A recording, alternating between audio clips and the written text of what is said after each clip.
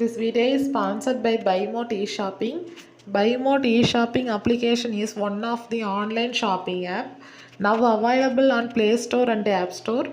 இந்த BuyMote application app Play Store and App Storeல வந்து அவைலபிளாக இருக்குது. இது எல்லோரும் டவுன்லோட் பண்ணி செக் பண்ணிக்கோங்க.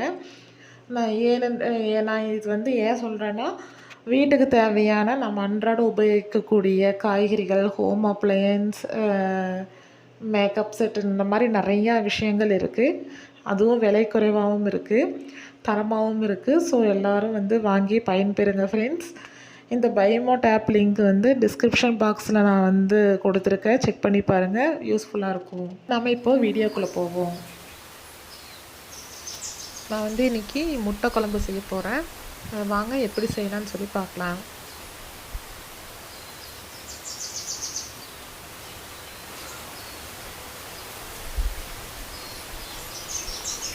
ஃபஸ்ட்டு வானொலி சூடானதும் ஒரு குழிக்கரண்டி எண்ணெய் ஊற்றிப்போம். ஆயில் சூடானதும் பெருஞ்சீரகம்னா சோம்பு ஒரு அரை ஸ்பூனு, பட்டை, கிராம்பு ஒரு 4 கிராம்பு, பட்டை வந்து ஒரு சிறிதளவு போட்டு சூடானதும் பூண்டு போட்டு நல்லா வறுத்தெடுக்கணும்.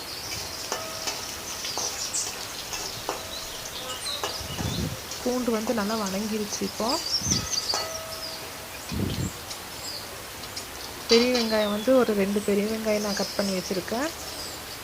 அதையும் சேர்த்து நல்லா ப்ரௌன் கலர் ஆகும் வரை நல்லா நம்ம வந்து வதக்கலாம் மசாலாவுக்காக.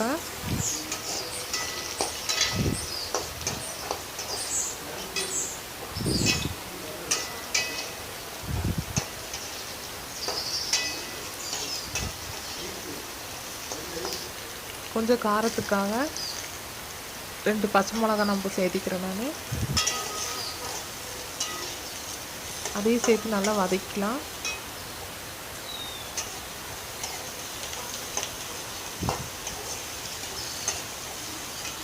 சின்னதாக 2 தக்காளி கட் பண்ணி வச்சுருக்கேன், அதையும் சேர்த்து நல்லா வதக்கலாம்.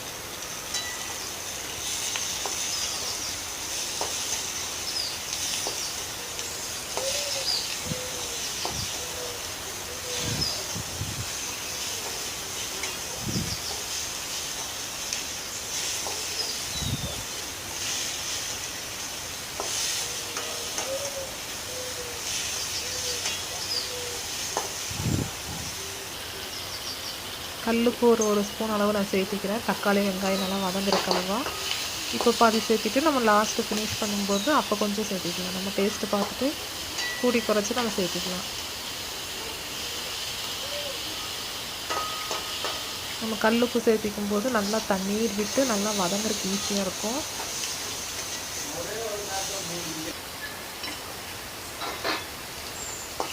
இஞ்சி வந்து ஒரு பல்லளவு 1 இன்ச்சுக்கு நான் வந்து கட் பண்ணி வச்சுருக்கேன்.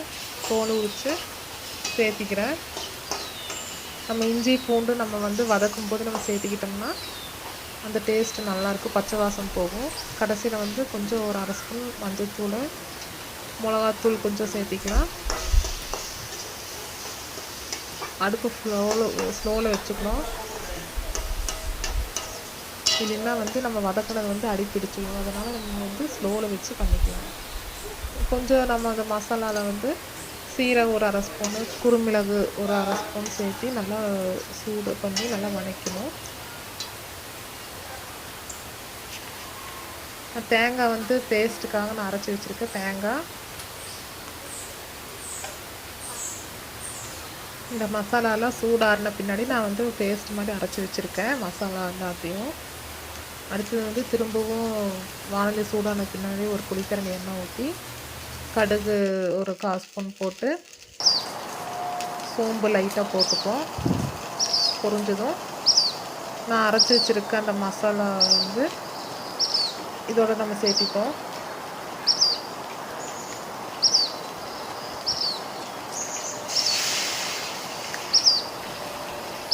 சேர்த்து நல்லா கிளறி விட்டு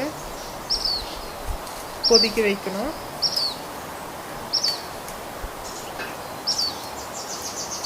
நான் வந்து முட்டை குருமா வச்சுருக்கிறதுனால நான் இதுக்கு வந்து மசாலா வந்து முட்டை குருமா மசாலா நான் அது வந்து நான் சேர்த்திக்கிறேன். அப்போ தான் அதோடைய காரம் ஸ்மெல்லுக்காகவும் சுவையாகவும் இருக்கும், நல்லா மணமாகவும் இருக்கும். முட்டை குருமா மசாலா நான் வந்து சேர்த்திக்கிறேன். இப்போ கிளறி விட்டு தண்ணி நிறையா ஊற்றி ஒரு மூடி பாத்திரம் வச்சு நம்ம மூடி வச்சு கொதிக்க வச்சிடலாம். ஒரு 1/4 மணி நேரம் வரைக்கும் கொதிக்கட்டும். இப்போ பாருங்கள், திறந்து பார்த்தா தெரியும் எப்படி கொதிக்குதுன்னு நம்மளால் பார்க்க முடியுது.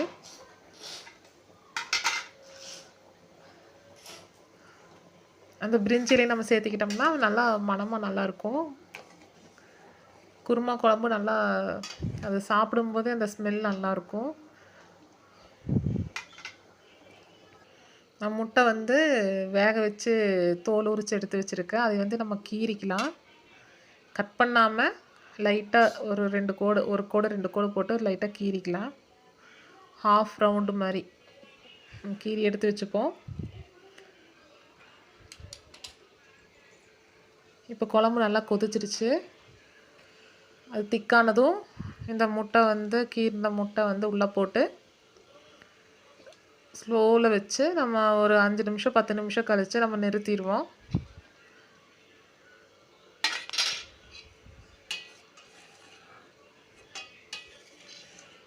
அப்படியே அந்த மசாலா வந்து முட்டையில் இறங்கும்போது அந்த முட்டை நல்லா டேஸ்ட்டாகவும் அந்த குழம்பு வந்து நல்லா மணமாகவும் டேஸ்ட்டாகவும் நல்லாயிருக்கும்.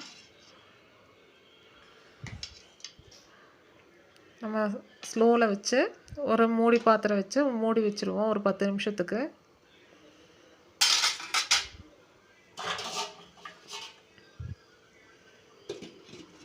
அப்போ தான் அந்த முட்டையோட ஃப்ளேவர் வந்து குழம்புல இறங்கும். பாருங்கள் எப்படி கொதிக்குதுன்ட்டு. இதே போல் இந்த குருமா குழம்பு செஞ்சு பாருங்கள், முட்டை குருமா குழம்பு. இது வந்து டிஃபன், இட்லி, தோசை, சப்பாத்தி, பரோட்டா, சாப்பாடு இது எல்லாத்துக்குமே நல்லாயிருக்கும். ஷைனீஸாக நல்லாயிருக்கும்.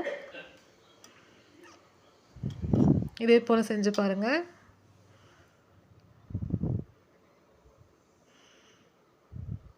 இப்போ பாருங்கள் தயாராகிடுச்சு. இதே போல் செஞ்சு பாருங்கள் ஃப்ரெண்ட்ஸ். தேங்க்ஸ் ஃபார் வாட்சிங். தேங்க்யூ.